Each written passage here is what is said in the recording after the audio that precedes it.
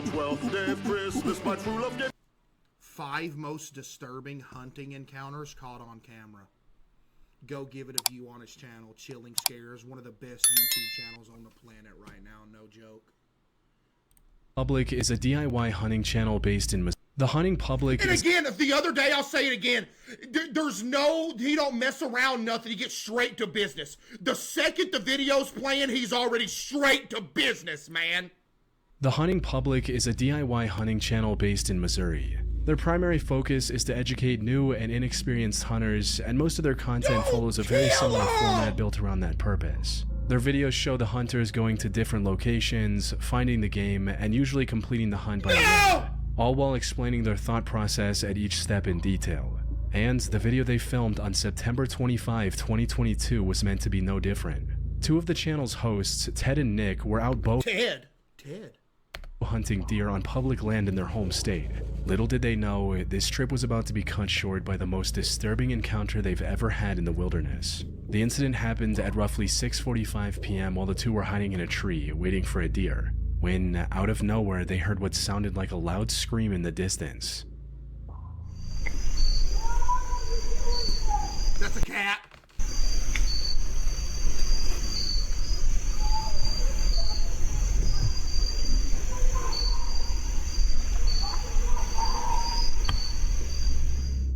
It was too distinctly human to be coming from an animal or something similar. And while this was plenty terrifying on its own, it was only the beginning of a much more haunting sequence of events. Because not only did the screaming continue for the next 30 minutes, it also became more manic and blood-curdling with each passing minute.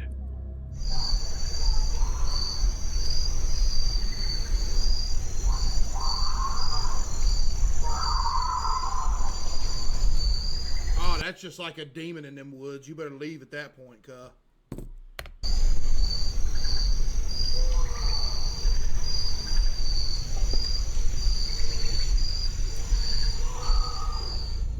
Things only became worse when they heard the sound of several gunshots coming from the same direction. Chat, that's gotta be an animal, bruh. That's gotta be an animal. Come on, man.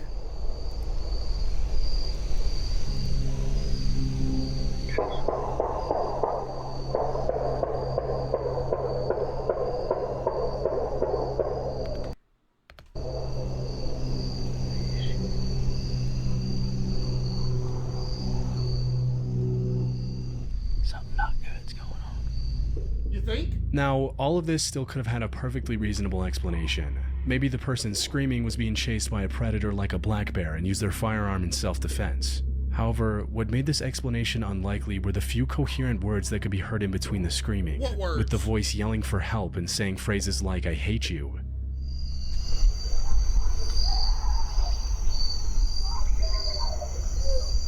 Oh my goodness, that's actually a person. The voice became even more disturbing after the gunshots, shouting what sounded like, "Somebody help, you effing killed her," and other disturbing phrases.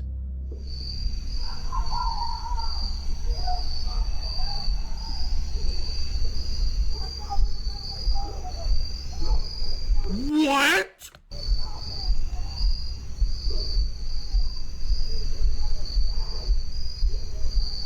Did they witness a murder?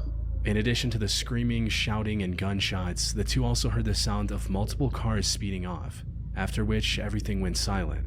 By now, Ted and Nick were convinced they had just heard a horrific crime take place less than half a mile from their location. Unfortunately, they didn't have cell service in the wilderness to make a report, and the only way out of the woods was in the same direction as the screaming. Getting too close and alerting what could be an armed and dangerous group could have been life-threatening. So they decided to stay silently hidden in the trees for the next few hours, and only moved back after it was completely dark out. The 2 eventually made it back to their car and drove to a spot with cell reception to report the incident. However, from what I was able to find, the authorities weren't able to locate a body or even find any evidence of a crime at the location Ted and Nick provided, leaving this disturbing encounter unresolved. People on the internet have come up with several theories to explain the situation, ranging from a firing squad execution to someone having a drug-fueled mental breakdown with a gun in their hand. Somebody got killed! But many have also accused the hunting public of faking the whole thing, which is a common strategy by failing YouTube channels to go viral and gain new viewers. However, the hunting public had a fairly consistent viewership before this video, They and got motion for real. didn't increase by a significant amount after the encounter. They also have over 1,400 other regular hunting videos, this being the only one with a strange encounter. Typically, channels that fake videos have other suspicious content. The screams also seemed far too primal and emotional for anyone to fake that convincingly. That's what I'm saying. Put simply, what they heard was more than likely real. Unfortunately, it's been over 3 years since the incident, and we still have no answers on what it was all about. How? In November 2022, a bow hunter from Michigan named Brendan Fitzpatrick was camping alone inside his hunting blind, waiting for a deer to pop into view, when suddenly he was startled by a voice he didn't recognize. Brendan looked outside to see who it was and came face to face with an angry-looking man pointing an AR directly at him. Brendan tried to explain the situation, but the man wasn't willing to hear any of it and kept becoming more and more hostile. I'm out there right now. All right. But I just want to show you kind of why we're here. We pay good money to hunt this property. We've been hunting it for years. No, you ain't been moving for years. I've been here 8 years. Do you live on this property right here? Sir, you're not listening to me. I'm not. I just want to talk to you. I'm sorry. He then told Brendan to put his phone down and said what can only be interpreted as a threat. Put your phone down. You have an AR in front of me. I'm scared. Put your phone down. Dude, I'm scared as now. Okay, well, it's going to be more scary. Put your phone down. Are you attacking me? No, sir. No, sir. No, sir. I'm. Hey, you ain't gonna talk about some no, sir. You gonna have to shoot me for I talk about some no, sir. You gonna have to kill me out here. I ain't gonna probably tell this dude no, sir. You gonna have to shoot me for I start doing that. Matter of fact, I'm immediately in this situation. You get butt naked, straight up. You get butt naked and just run at him. I'm hunting with. Drop your phone. Oh my God. Why are you listening to this goober? Sir, I'm bow hunting. I don't have any guns on me. Bro, why would you tell him that, man? I know that. Him saying, "Are you attacking me?" while Brendan was doing everything in his power to cooperate and stay calm came off as him looking for an excuse to open fire and claim self-defense later. Facts. He also kept ordering Brendan to get out of the area while repeatedly threatening him with his gun and his aggressive-sounding dog. Brendan explained that he wasn't trespassing, and that the land he was on was legally leased for bow hunting, which was true and was something he and his family had been doing for multiple years. However, despite getting a reasonable explanation, the man refused to accept any of it and kept trying to intimidate Brendan. What made the encounter even more unsettling for Brendan was that the man refused to even state his name, making it clear that he had no interest in a civil conversation. Not only that, but he also name-dropped Chai Vang when threatening Brendan, a violent criminal who took the lives of 6 people and injured 2 more members of a hunting party in 2004. What? Put simply, the man was insinuating that he was willing to do the same to Brendan if he didn't comply. Fortunately, Brendan was able to stay composed enough to not aggravate the man any further and live to see another day. I'd have been dead. Brendan later tried to press charges against the man, but the police weren't as helpful as he'd hoped.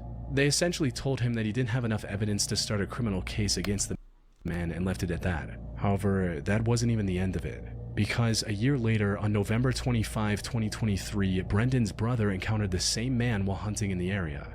Due to what happened the year prior, he made sure to position his tree stand more than 150 yards away from the site of the original confrontation. But for some reason, the man became even more hostile than last time and directly opened fire without saying a word. Luckily, none of the shots actually hit Brendan's brother and he was able to leave the area without getting injured. However, according to Brendan, the authorities didn't file any charges against the man yet again, citing the same lack of evidence. Though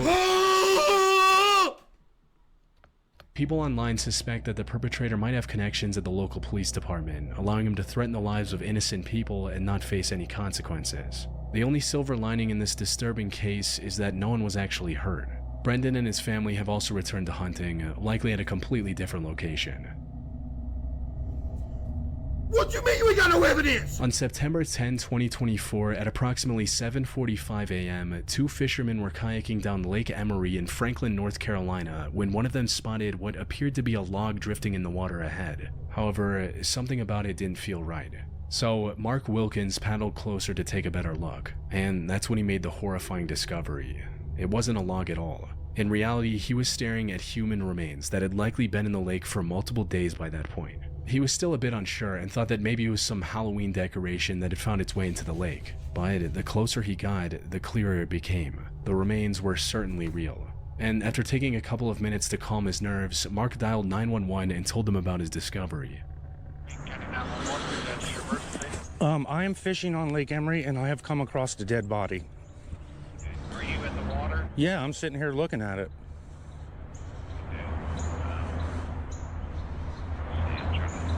Now there's nothing we can do. Just carry on with your day. Hope it ain't the last police department from the last video.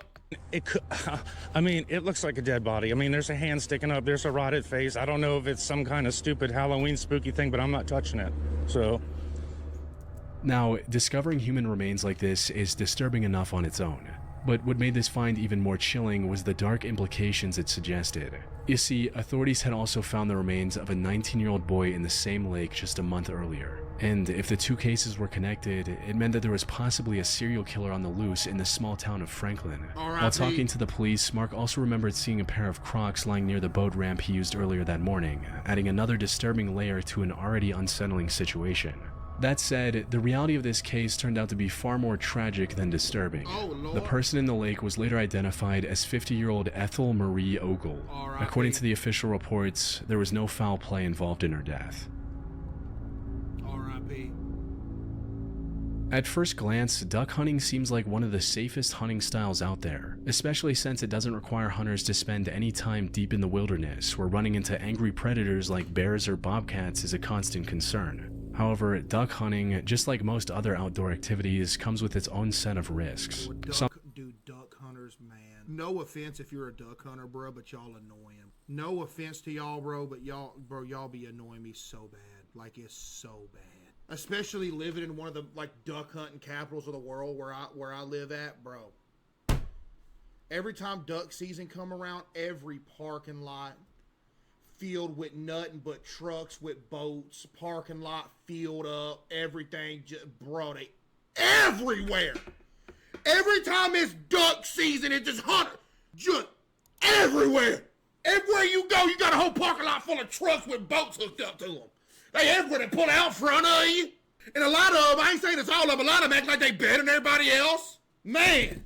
Something Ethan from the Lucas... Not all of them, but a lot, dude, you meet some duck hunters, I think they better than everybody else, because, man, I'm telling you, bruh.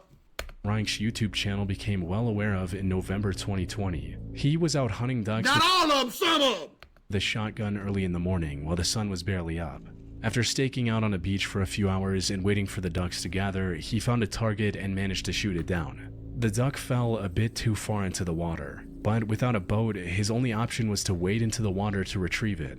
And that's when everything went wrong. Ethan had plenty of duck hunting experience under his belt, but he wasn't completely familiar with this particular lake and didn't know about the sharp drop-off a few feet off the shore. So as he got closer to the duck, the ground suddenly dropped off. So you gonna be put on a duck hunter hit list. From under his feet, leaving him struggling to stay afloat. No, bro. That's one thing about them ducks. Them duck hunters, they want them ducks bad.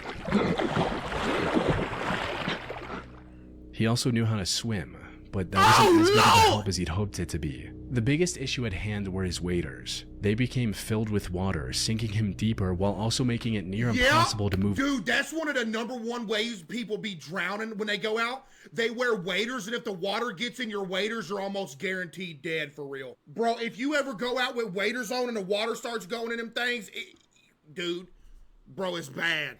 In the water. Under normal circumstances, staying afloat is relatively easy for anyone who knows what they're doing. What's that? It's like a big rubber suit that you put on that goes all the way up to your chest, and they're made for like wading in water. That's why they're called waders. It's like a big rubber suit with boots and everything attached. You put them on, you strap them on like overalls. They go up to like right here. But if the water ever fills up them things, hey, GG. However, water-filled waders make this otherwise simple task infinitely more difficult, as drowning becomes a stronger... How do you know? 'Cause I'm from Arkansas! ...possibility with each passing second. To make matters worse, the water Ethan was in was also extremely cold. Even if he could stay afloat with heavy waders, he still risked contracting hypothermia and passing out before drowning. The cold water was also tensing up his muscles and making it difficult to keep moving. And to top it all off, he was also completely alone on this trip. Having someone with you on any nature expedition increases the chances of survival exponentially. Facts. Even if a partner isn't able to help directly, they can at the very least call for help. Ethan, however, didn't have that option. All he could do was keep his calm and keep swimming toward the shore with all his energy. Fortunately, this worked. After a brief but intense struggle, he was able to find the underwater ledge and make it out relatively unharmed. And while his determination and level-headed approach certainly helped, his surviving the incident was nothing short of incredibly lucky. Facts. In May 2017, 45-year-old Richard Wesley was out bow hunting in Ontario, Canada, when he suddenly came face to face with the last animal you want to see in the wilderness. Oh, Bigfoot! He initially tried to lay low in the bushes and hoped the bear would walk away without noticing him. Unfortunately, I he think was I've seen this. in a wide open area, resulting in the bear seeing him and coming toward him. One of the only options he really had left at this point was to run away, which, considering a bear's top speed of up to 35 miles per hour or roughly 55 kilometers an hour, wasn't really possible. Or he could stand his ground and try to scare the bear away before it got too close. Because if the bear actually decided to attack, Richard would have no real way of winning Never that run. fight. There's a rule with bears and it rhymes. Type 1 if you want to hear it. This is the rule with bears, black bears, grizzly bears, polar bears. If it's black, fight back. If it's brown, lay down. If it's white, good night. So if it's a black bear, you try to scare it off. If it's a brown bear, lay down, act like you're dead. If it's a polar bear, you're just dead. Black bears can generate a bite force of up to 1,000 psi with their 2.5-inch long We've all heard it. Bro, shut up!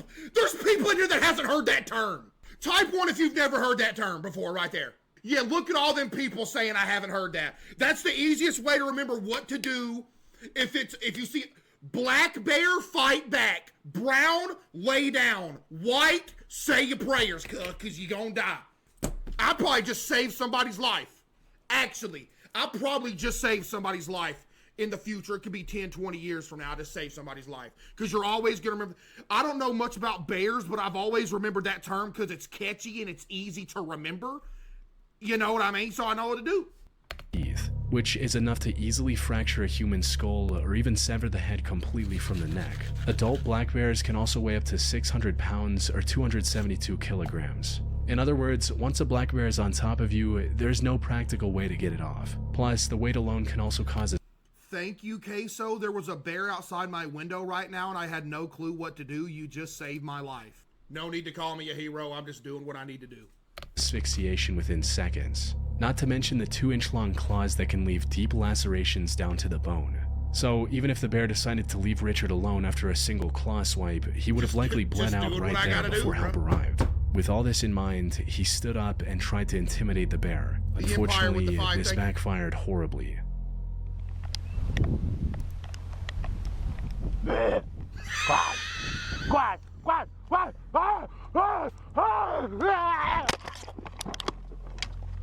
Instead Did he die? of running away, the bear lunged at Richard and slammed into the ground. For a moment, he thought this was the end, but as he was falling down, something exceptionally lucky happened. The wooden bow Richard was holding in his hand got shoved into the bear's jaw. This not only kept the bear from shredding his arm, but biting into the wood also disoriented it enough to make it turn and leave Richard alone. So, despite coming dangerously close to losing his life, Richard was able to walk away with only a few minor bruises. But while he escaped physical harm, the psychological Bro thought he was gone. impact of this attack on him and his family was significant. As he stated in an interview later, "We watched the video footage. My stomach just tightened, and my wife started crying. Instead of admitting that I'm scared, and I probably should have went and talked to a professional about what happened, but I just downplayed it." Dude, That said, the crazy. experience also left Richard with a far deeper appreciation for the life he has. Facts. That's why I appreciate wildlife from a distance. Like, I think bears and stuff are cool, but if I see one, I'm immediately going the other way.